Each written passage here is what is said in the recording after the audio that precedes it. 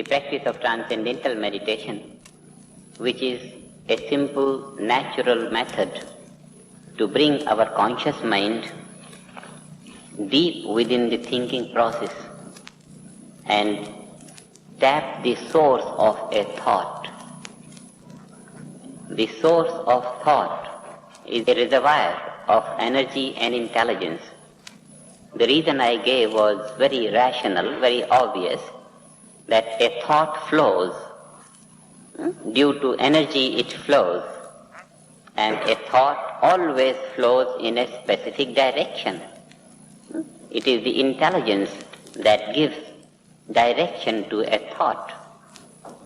So every thought is built up of energy and intelligence, and because thoughts after thoughts are coming from within, so that area, which is the source of all thought, must necessarily be an inexhaustible reservoir of energy and intelligence. Therefore, in order to improve man's energy and intelligence, it is only necessary that his conscious mind reaches that area of the source of thought and thereby is filled with great energy and intelligence. This is how we can improve the ability and efficiency of any man in a very natural way, and thereby give him a chance to be more efficient in life, to be more productive, more creative in life, and yet do not accumulate stress and strain. It is vital that we do something so that the people of our age do not gather stress and strain. Otherwise, if a man feels more responsible in society, wants to produce more, the result is that he undertakes to do more and more, and with the result that he gathers stress and strain and eventually dies of heart failure. I don't know how far it is true. Some people have told me that there are companies in the States that the sales manager doesn't live more than 2-3 years. He gets lots of hundreds of thousands every month, but his life is just 2-3 years. Can't sustain that constant pressure. This shows that it is absolutely necessary for all those who aspire for greater improvement and greater accomplishment in life to not only engage in increasing activity, but at the same time improve the efficiency, increase your energy. Our enthusiasm to accomplish more brings us to entertain more and more activity, but our increasing activity will not be at the cost of our life. If we remain balanced, if we increase energy and intelligence in the proportion we increase our activity. Transcendental meditation not only improves the capacity of man on the mental level, on the psychological level, but also improves the ability of nervous system, because it is the state of nervous system which has a corresponding state of consciousness. The mind thinks as nervous system behaves. If the nervous system is functioning normally, then the thinking is very clear, aspirations are good, and all thoughts are powerful and right and productive.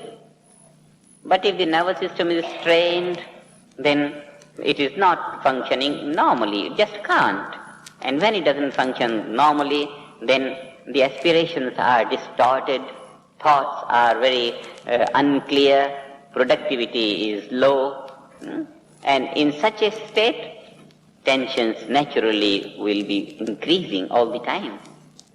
Therefore, what we concluded was that transcendental meditation is one simple natural technique whereby the nervous system could be strengthened to function normal, and this normal functioning of nervous system will produce a normal state of consciousness.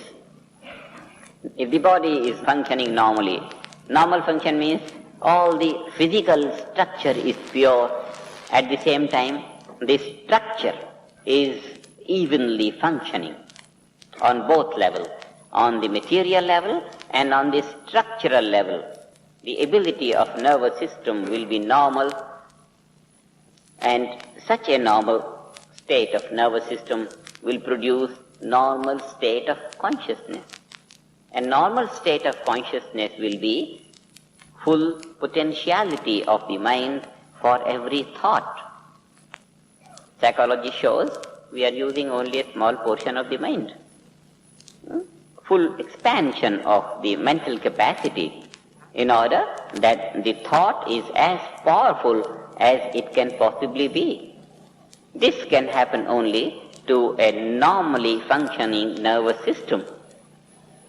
Transcendental meditation is the technique. All that I have been speaking and I will speak is the result of personal experience of thousands of people in all countries, and people belonging to all classes and all nationalities, all ways of living, all faiths, all religions.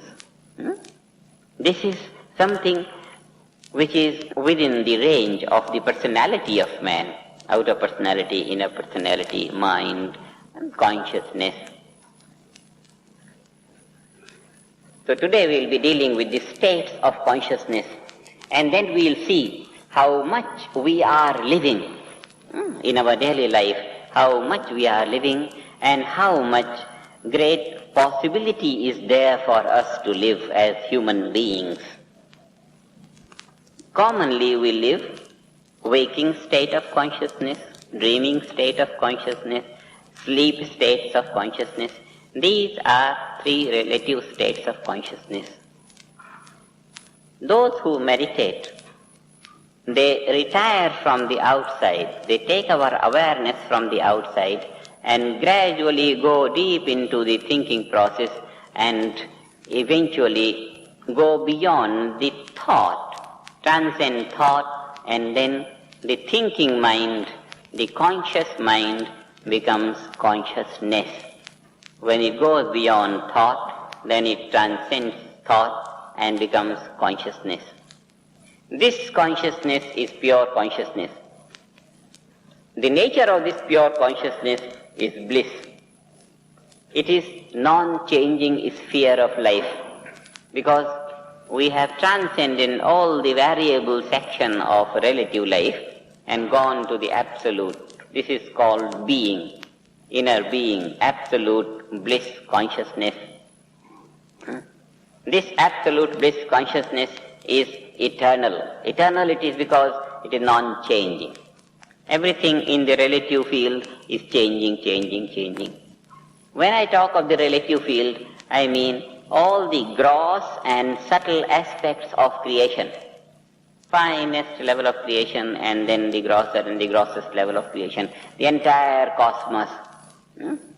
And deep within everything in creation is that field of being, which is transcendental being, transcendent absolute.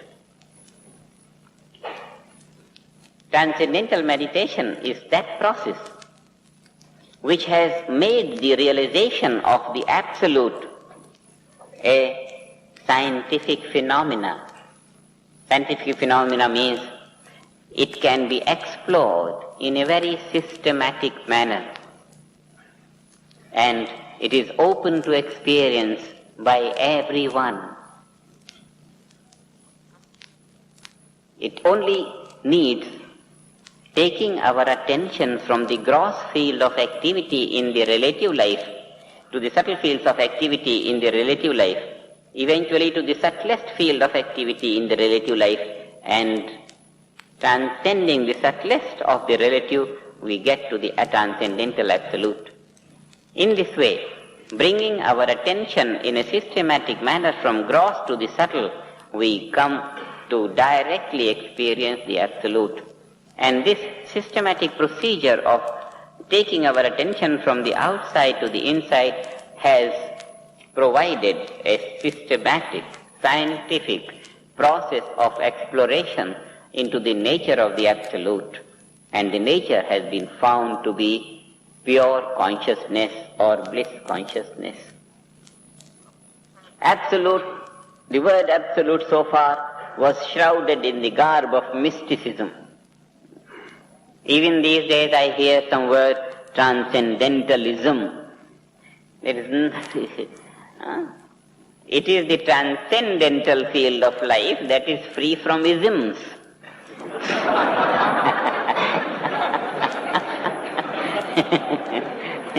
All isms belong to the changing sphere of relative life. Every ism has some corresponding branch of learning. This ism or this ism or this ism. Transcendentalism is a word from the mouth of the ignorant. There is nothing like transcendentalism. Transcendental field of absolute is free from isms. It is pure intelligence, pure being, pure existence. This pure consciousness is the basis of all these waking, dreaming and sleeping states of consciousness. How do we know it? We know it for the simple reason that pure existence is the basis of all that exists. It's very obvious. All that exists on the basis of existence. The entire relative field of phenomenal existence is based on pure existence. Waking, dreaming and sleeping, these are the three relative states of consciousness. Belonging to the relative field, they are based on the absolute being. Therefore, these three states of consciousness are based on pure consciousness of absolute being. We have seen that the state of nervous system is responsible for the state of consciousness.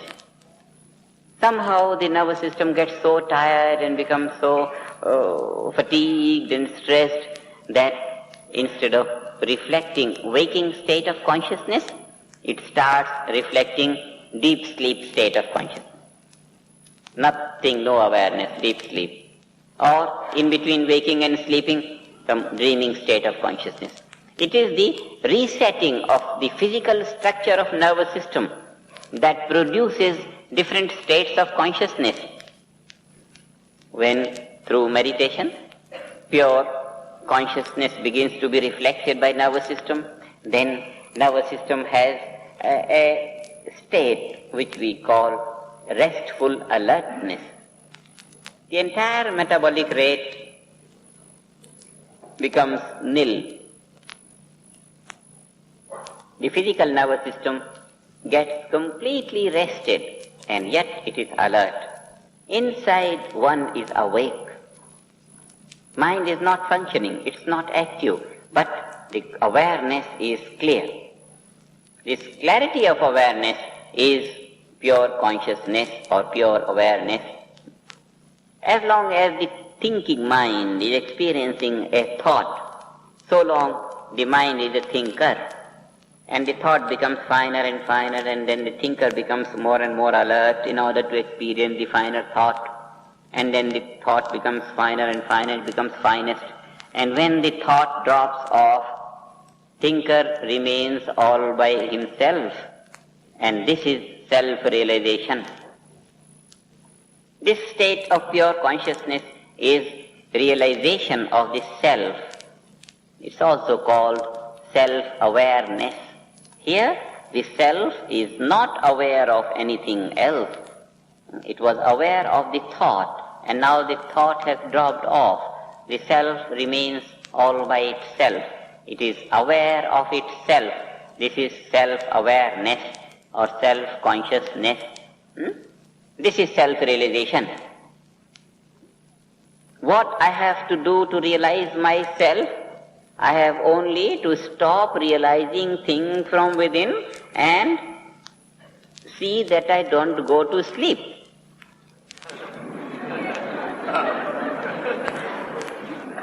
Otherwise, the daily experience is that when I am close to outer experience, then I go to sleep.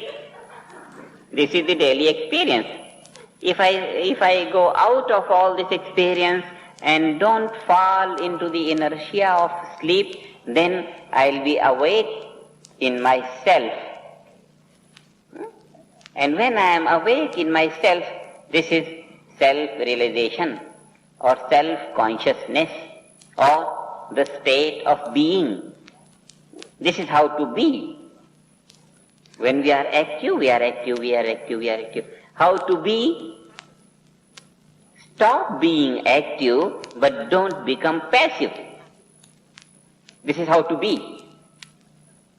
The technique to be is stop acting, but don't go to sleep. Just be. Pure awareness. And this is self-realization. For thousands of years, maybe hundreds.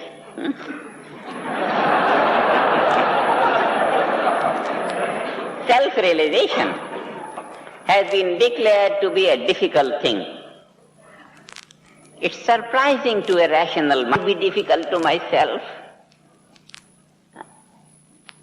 A rational mind finds it difficult to believe that self-realization can be difficult. If I can be difficult to myself, then only self-realization can be difficult.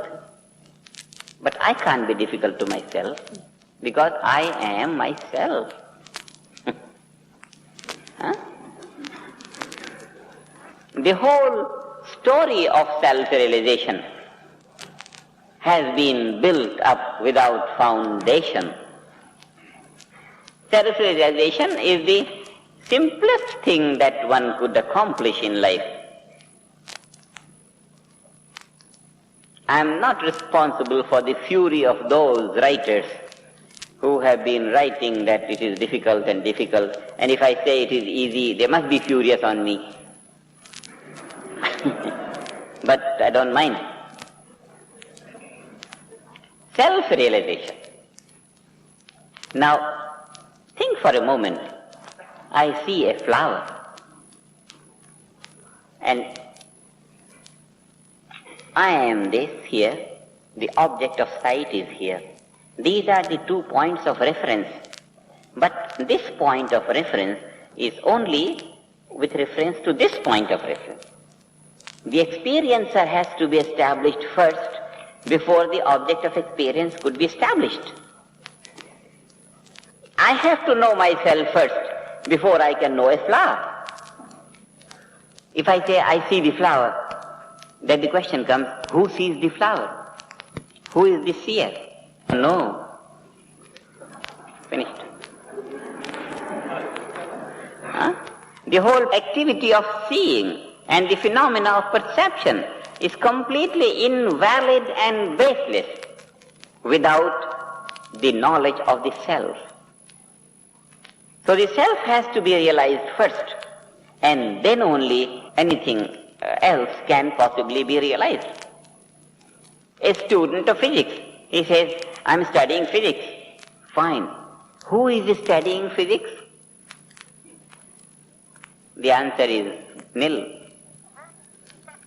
The whole field of knowledge is baseless. The basis of all the field of knowledge is language, the means of communication, language. The basis of language is the knowledge of the alphabet. Now, alphabet, A, B, C, D, fine. What is the basis of the alphabet? The answer is nil. This shows it clearly that the present system of education, not indicating the source of alphabet and not providing the knowledge of the source of alphabet, is completely baseless, because we pick up the alphabet when it comes on the vocal level. A, B, C, D, and all the combinations of it, the words and the language and the whole thing builds up to develop all branches of learning. But the alphabet is picked up only on the vocal level. From where the thought starts, the source of thought is the source of alphabet, and unless the knowledge of the source of thought is provided, the whole field of education is baseless. And this is the reason why baseless education fails to provide fulfillment to life. No educated man today can stand up and say, I feel fulfilled. This is one angle of baseless education. Another drawback in this education is, now this is true of education in all parts of the world. It's not for one country or one country or one country.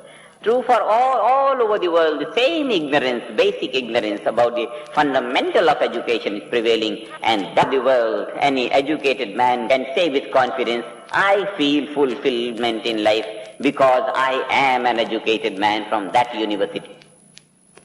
No man knows how to bring fulfillment to his desires, not even desires of any type, but even in the field of learning. The situation is that more he knows, that a greater field of the unknown lies ahead. This shows only the ignorance of the subject increases more than the knowledge. It's terrible to say like that, but that is the situation. Present education has only the ability of increasing the thirst for knowledge, but has not the ability to satisfy the thirst. Such a paralyzed system of education can only produce stress and strain, and can only be inefficient to make a man stand on his feet, fulfilled in life. Now, I am making another point about the baselessness of education, that the knowledge of the self is not provided. And without the knowledge of the self, the whole knowledge of any branch of learning is just hanging in the air. The student of physics, I am a student of physics, I am a student of chemistry. Fine. Who is the student of physics? This body? This mind? What? Who is the knower of knowledge? Without the nature of the self, the whole field of knowledge is completely baseless, bogus.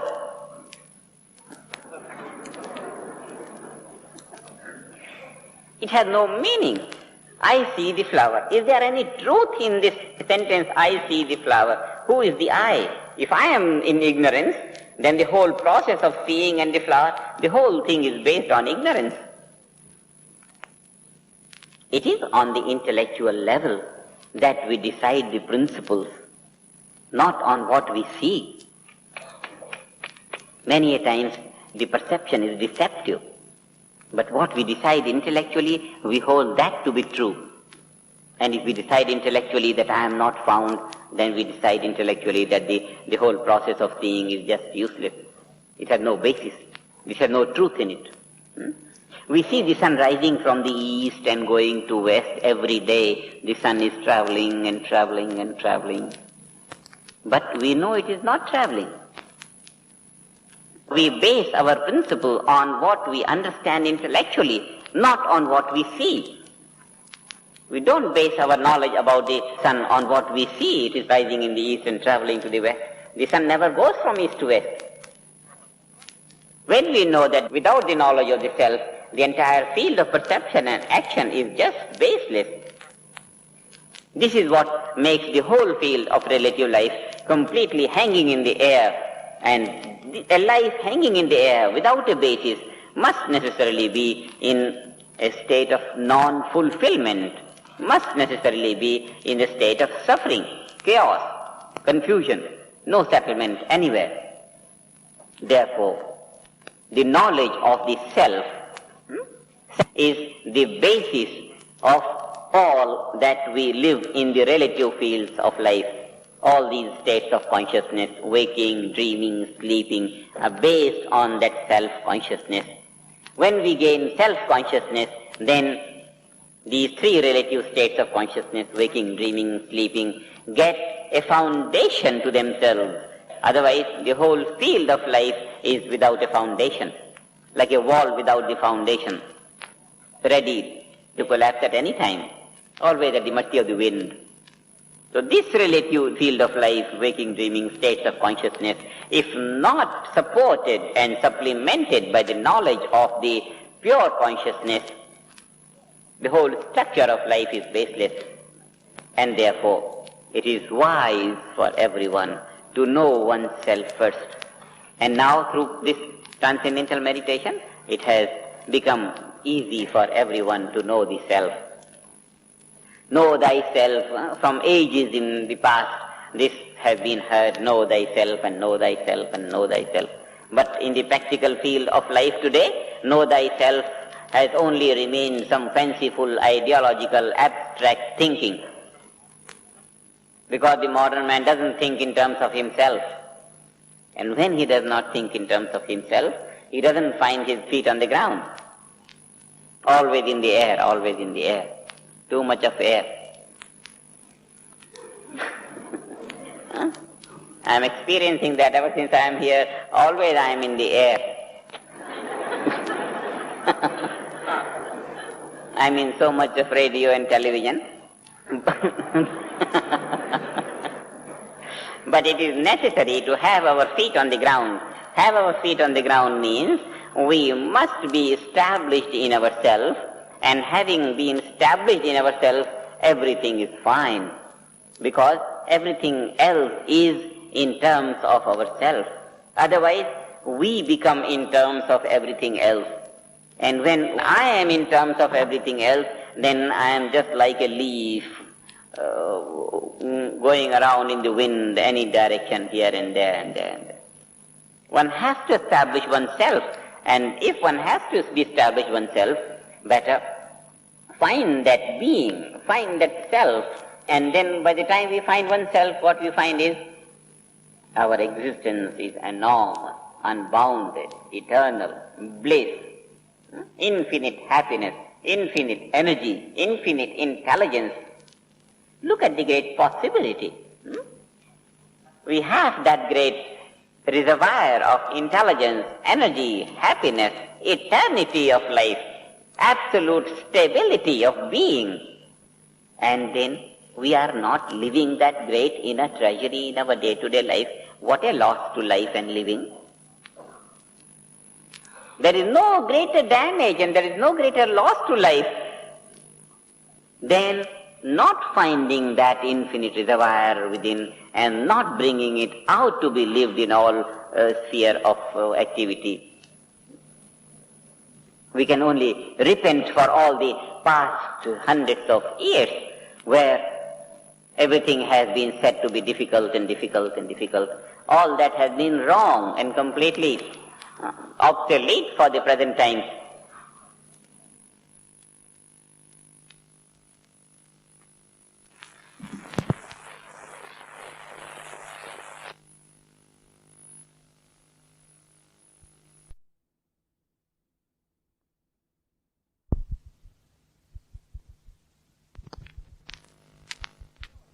This pure consciousness is the fourth state of consciousness.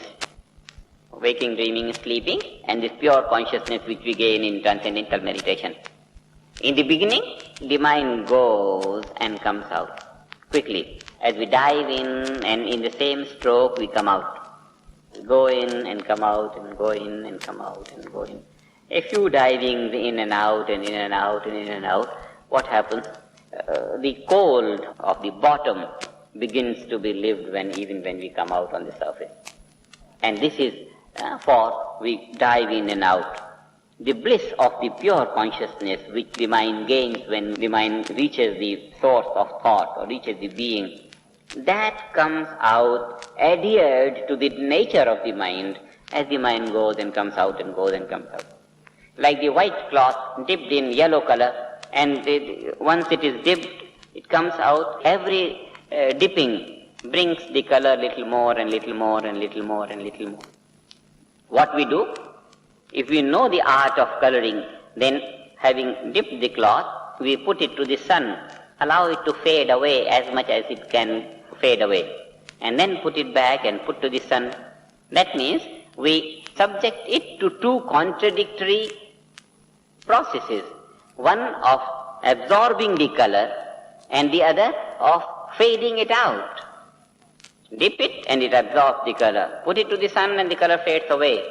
These two contrary processes together go to make the color fast. And one time, it never fades away, it becomes fast. Like that, the mind goes deep within. It becomes pure consciousness. Just as the wave, it begins to sink on the water, sink on the water, and sink on the water, and comes on the flat, motionless surface of the ocean. The wave becomes the ocean. Absolute silence.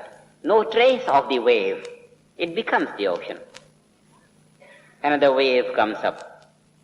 The ocean rises up in a wave. The wave gains an individuality. Then it sinks, it gains that unboundedness of the ocean. Like that, the individual mind getting to the transcendent state of pure consciousness or being, it becomes being, unbounded, eternal. It becomes pure consciousness. It becomes bliss consciousness. It becomes that nature of that field, bliss consciousness, stability, non-changing feature of being. All these qualities adhere to the nature of the mind. Some of it, the mind engages in the field of activity, and then quite a lot of that quality is gone, evaporates, and then comes back again and gets saturated again, and coming out into the field activity, it loses itself again. This back and forth, putting the mind to activity, putting the mind to meditation, to that state of pure consciousness, bringing it to activity again. 5 minutes in the bank and full day in the market, and again 5 minutes in the bank and full day in the market. Just this proportion. We don't meditate all time, no. We come out of meditation and put ourselves full-fledged in activity. Tremendous activity we undertake. And then in the evening we go back again, a few dives in the evening. And then in 10, 12 hours of the night it's gone again. This is culturing the nervous system, subjecting the nervous system to retire from activity, to get complete rest in that restful alertness which produces pure being or pure consciousness, exposing the nervous system back to activity. Giving these swings from activity to least activity, the nervous system gains that habit of quickly transferring itself to this waking state, quickly transferring itself to this pure consciousness. This quick transference of the physical structure gives the nervous system an ability where it continues to reflect pure consciousness at the time when it is reflecting waking state of consciousness. So both states of consciousness begin to be reflected simultaneously. One lives bliss consciousness permanently, whether one is waking or dreaming or sleeping. In the deep sleep, one is wide awake inside the body and mind. Everything takes complete rest, deep rest. Body, complete deep rest.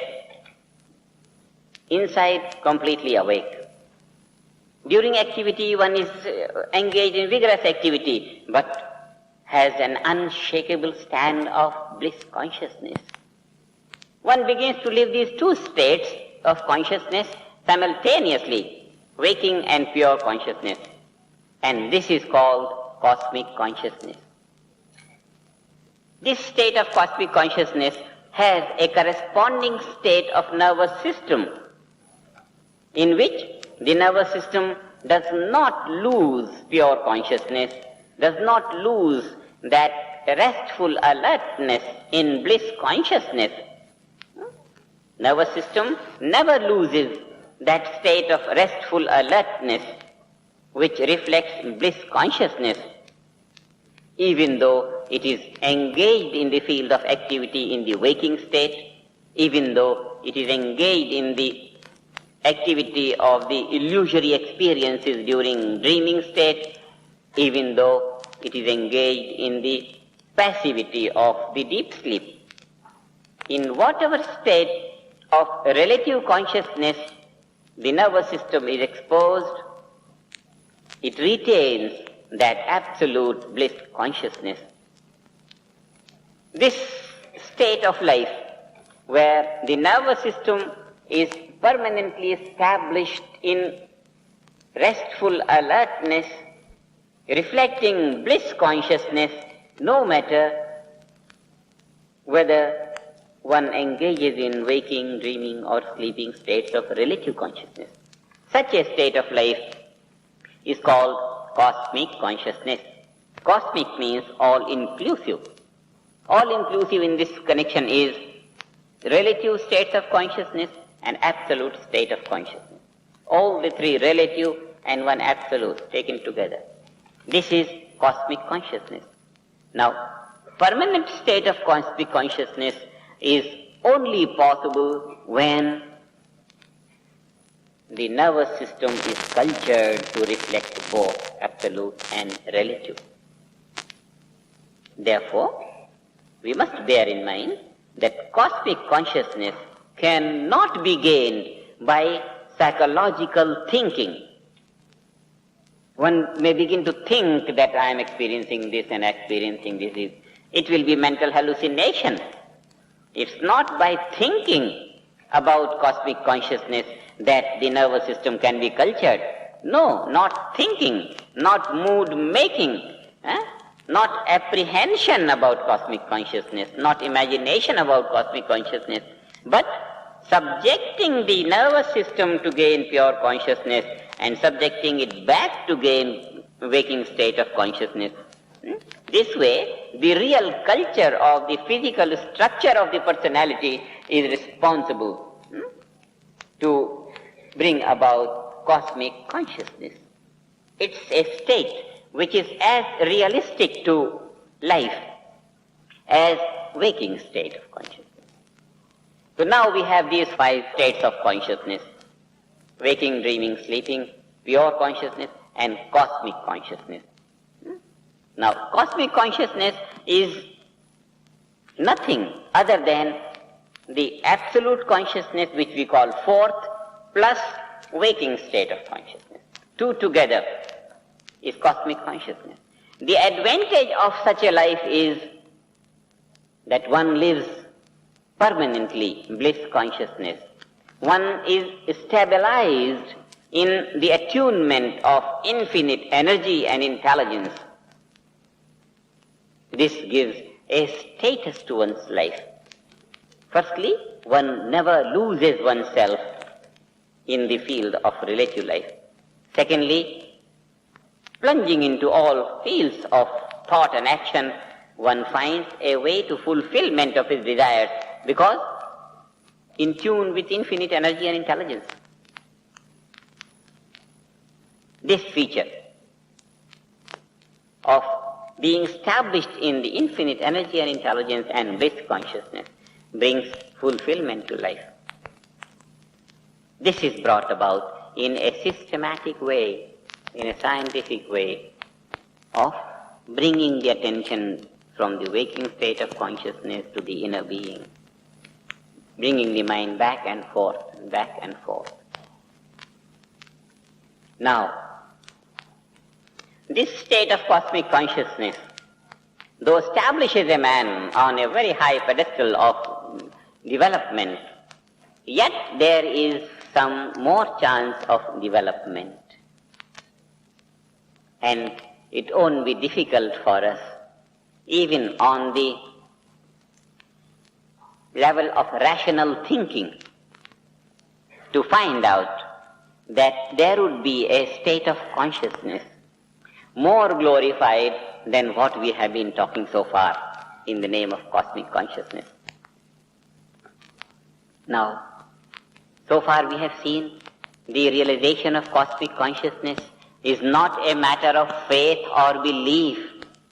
No one need believe in his self in order to live his self, in order to live bliss consciousness, in order to realize the bliss of the self.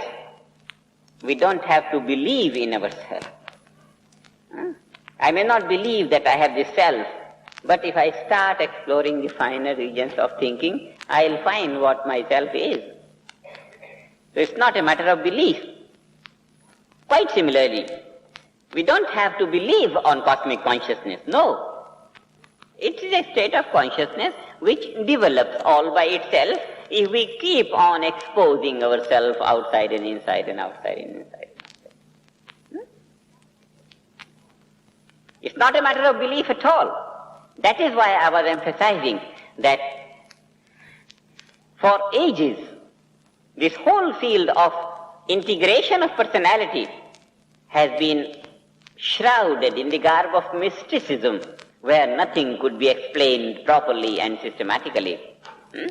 It is this transcendental meditation, the teaching of my master, that has brought out the reality of life from the shrouded field of mysticism to the clear daylight of modern science. We are talking of the field of consciousness, but we are talking in terms of our daily experience. We are talking ourselves in gaining different states of consciousness on the basis of experience, which will culture the mind and maintain that state of life, which, whatever name we give it, doesn't matter. Whether we give it a state of integration of life, integrated state of consciousness, or we call it cosmic consciousness, or we call it XYZ consciousness, any consciousness. Name doesn't matter. What matters is that state of life where one doesn't lose oneself. I'll make clear this point. When I say one doesn't lose oneself, what I mean? You see, if I don't know what I am, then what happens? I see the flower. And the image of the flower enters through the retina and falls on the screen of the mind. This falling of the image on the screen of the mind gives me the perception of the flower. What has happened in this case? The mind, the pure nature of the mind is, as we have seen through the discussion so far, is pure consciousness.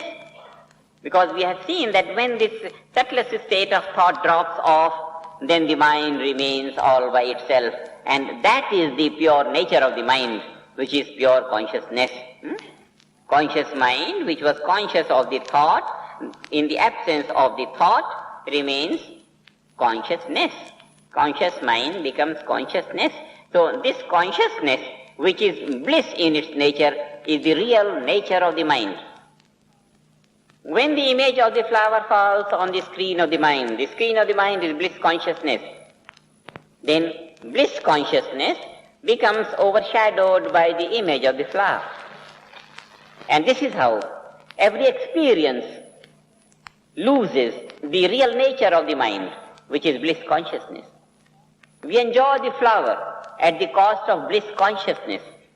That means we register on our record $100 gain, and what we find is $1 million lost. Bliss consciousness overshadowed by the joy of this little flower. This is what we mean that we lose ourselves in the object of perception. Whatever we see, that scene imprints in our mind, and what we lose is real nature of the mind, bliss consciousness of the mind. Just like the cinema screen, white. The screen is white, but all the pictures that fall on it overshadow that white color. What we see is the colored pictures. What we don't see is the real nature of the screen. Like that, if I am not able to retain myself when I am experiencing something, then that something gets imprinted on my own real nature, which is bliss consciousness. And the result is that I lose bliss consciousness and then gain the joy of this experience. This is what I meant when I said we lose ourselves in the experience. This, in the philosophical language, is called identification. When you see a flower, when you see something, you get yourself so identified that you lose yourself. Lots of philosophers in the past, many, many hundreds of centuries, almost all philosophers who have dealt with this term identification, they have recommended their readers to maintain the self and not lose the self when they are experiencing here and there and there. Lots of groups in different parts of the world, they have said that if you are looking at a mic, just feel that you are looking at the mic, maintain your awareness. Now this maintenance of awareness is on the level of thinking. You are looking at the mic and yet you are thinking about yourself so that you don't get lost in this. It's such a peculiar suggestion, and lots of people have lost their practicalities of life in this. Only the matter remains and the value of the inner spirit gets lost. That pure consciousness is called the spirit or being. Now, when I say spirit, I don't mean these spirits which become mediums and all that. Not the spirit of the spirit world, spiritism, but the spirit, the inner being. So, only the matter remains, the flower remains, and what gets lost is pure consciousness or the inner spirit or being. So, when the matter only dominates and the value of the spirit is overshadowed by the value of the matter, then it is called material life. A man lives material life when he is not able to secure, he is not able to hold on to his inner spirituality of being, when he has to sacrifice being for the sake of material experience. This is a material life. Spiritual life will be that one is wide awake in his own nature, in the nature of the self, or in the nature of inner spirituality, in the nature of inner being. One is wide awake and one is closed to all the impressions of the outside material life. That is transcendental pure consciousness. This is pure spiritual life. This is pure spirituality. Pure spirituality is transcendental being, pure consciousness. Pure material life is the mind subjected to outside experience where the self is not able to maintain its pure being. Inner spirituality, outer material life. In between the two is spiritual life, integrated life, is that state where we enjoy the outside world and experience everything of relative life, and yet we are able to hold on to our bliss consciousness. This is integration of life. We are experiencing, yet not lost in the experience.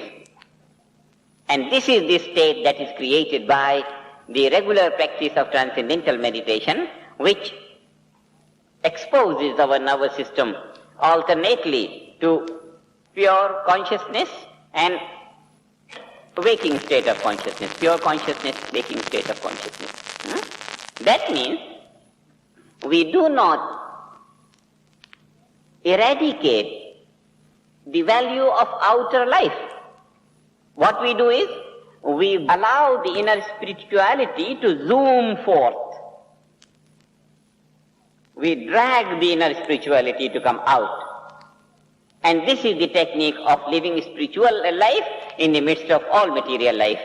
And this is what International Meditation Society offers: 200% value of life, 100% outer material and 100% inner spiritual. And that by looking in and looking out and looking in and looking out and looking in. One day we begin to look out.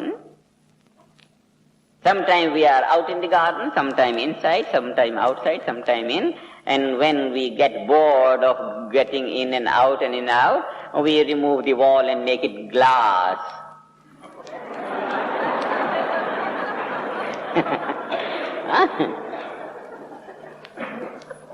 And the intelligent architect made the glass wall right from the beginning so that we don't have to repent in the end. We live in the inner warmth of the living room and enjoy the outside garden, both together at the same time. This is the skill of modern housing. We must live in the warmth of the living room and must enjoy the glory of the garden outside. This is modern living. First step to God realization is self-realization.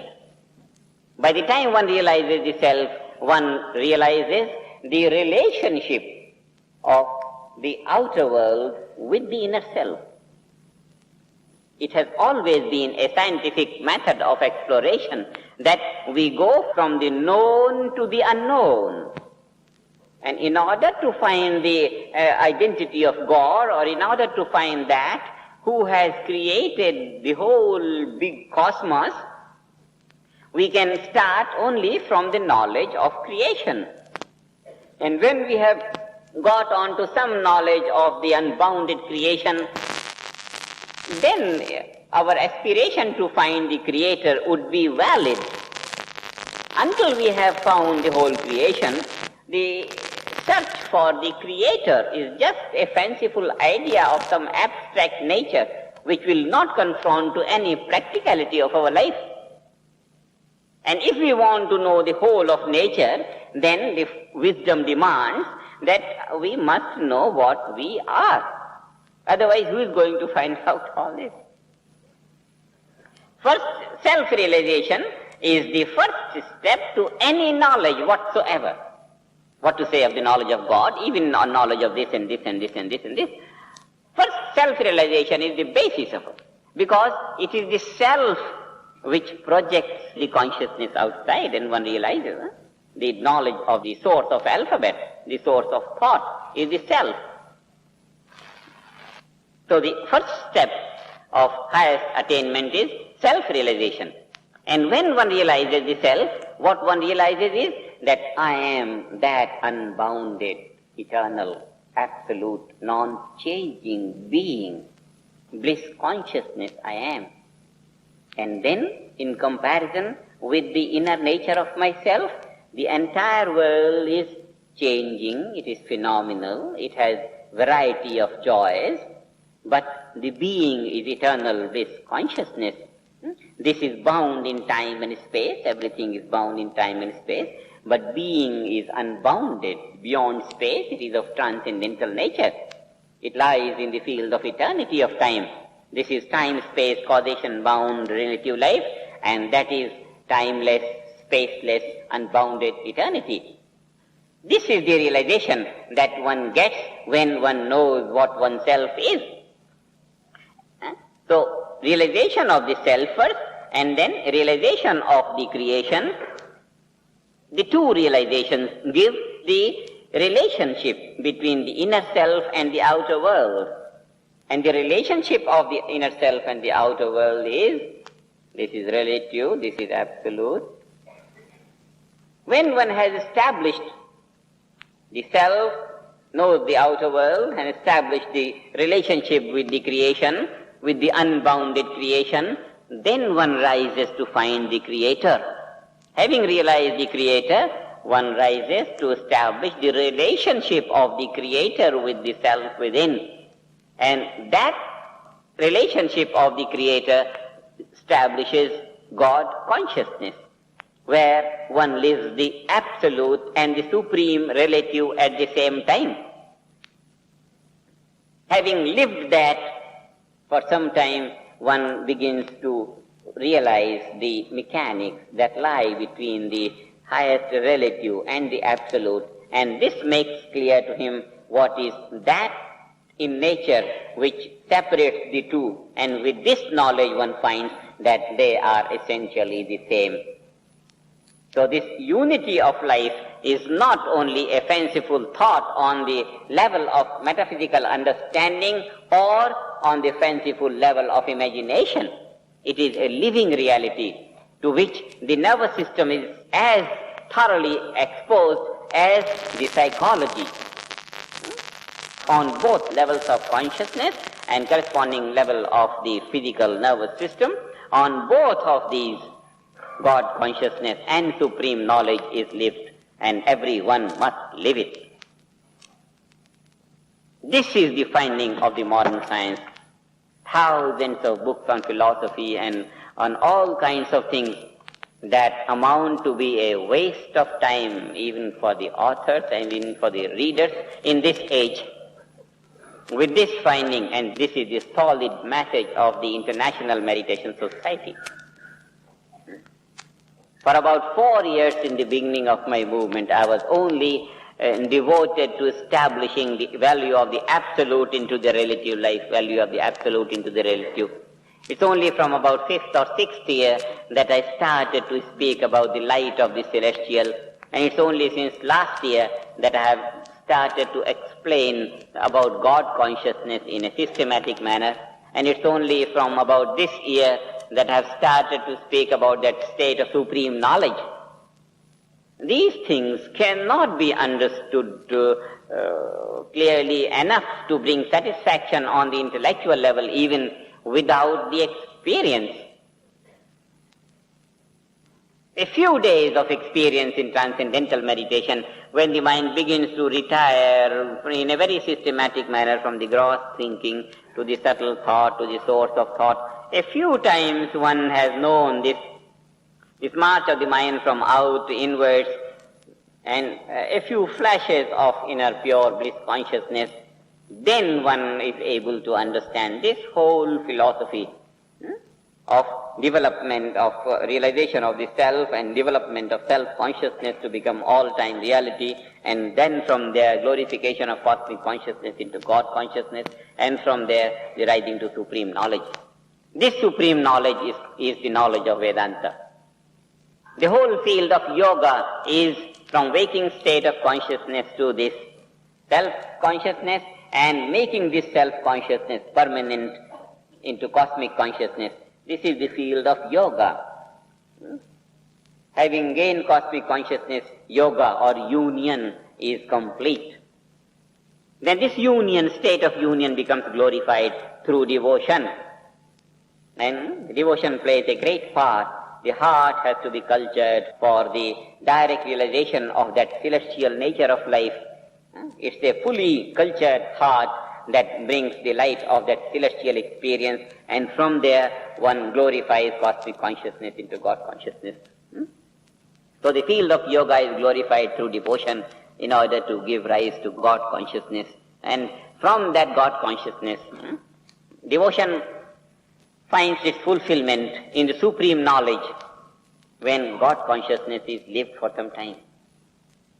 All these centuries pass, God and God and God and God, God. If the word God has persisted all these centuries, there was a reason for the validity of this word, and the reason was this, that every man can, if he likes, rise to that state of supreme knowledge by realizing the self and realizing cosmic consciousness and realizing God consciousness.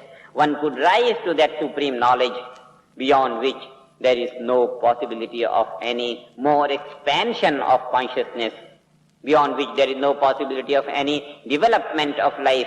And having risen to that most developed state of human life, so that one lives that high state of life where everything is easy and one's life is fully supported by nature, every thought will be materialized. Just we don't do anything and enjoy everything. One should live life and enjoy life on that level.